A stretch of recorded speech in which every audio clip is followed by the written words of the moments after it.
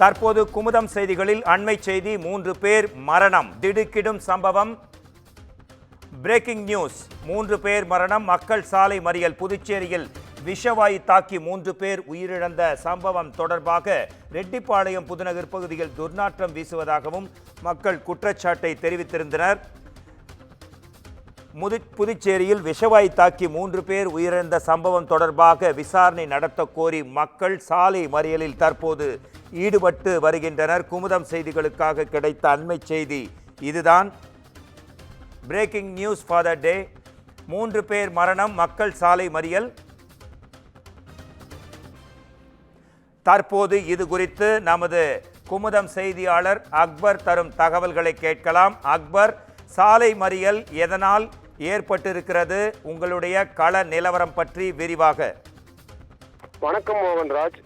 புதுச்சேரியில் விஷவாயு தாக்கி 3 பேர் உயிரிழந்த நிலையில் அலட்சியமாக இருந்த அதிகாரிகள் மீது நடவடிக்கை எடுக்க கோரி பொதுமக்கள் மற்றும் உறவினர்கள் சாலை மறியலில் ஈடுபட்டு வருகின்றனர். அதாவது புதுச்சேரி ரெட்டியார்பாளையம் புதுநகர் பகுதியில் பாதாள சாக்கடையில் இருந்து விஷவாயு அப்பகுதியில் இருந்த வீடுகளில் உள்ள கழிவறை வாயிலாக வெளியேறிய நிலையில் கழிவறையை பயன்படுத்திய 5 பேர் விஷவாயு தாக்கப்பட்டு அரசு மருத்துவமனையில் அனுமதிக்கப்பட்டனர். அதில் 15 வயது சிறுமி செல்வராணி, 75 வயது மூதாட்டி செந்தாமரையின் மகள் காமாட்சி ஆகிய 3 பேர் உயிரிழந்த நிலையில் 70 வயது பாலகிருஷ்ணன் மற்றும் 30 வயது பாக்கியலட்சுமி ஆகிய இருவர் அரசு மருத்துவமனையில் தீவிர சிகிச்சை பிரிவில் அனுமதிக்கப்பட்டுள்ளனர்.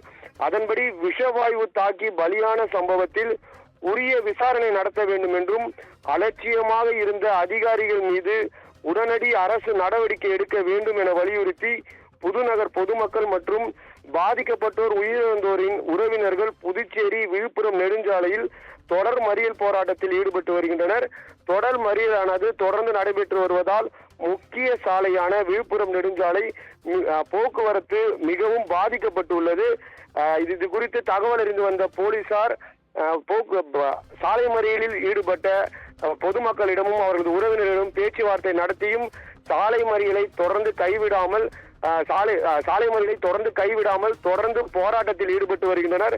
இதனால் நீண்ட வரிசையில் வாகனங்கள் காத்து கிடக்கிறது.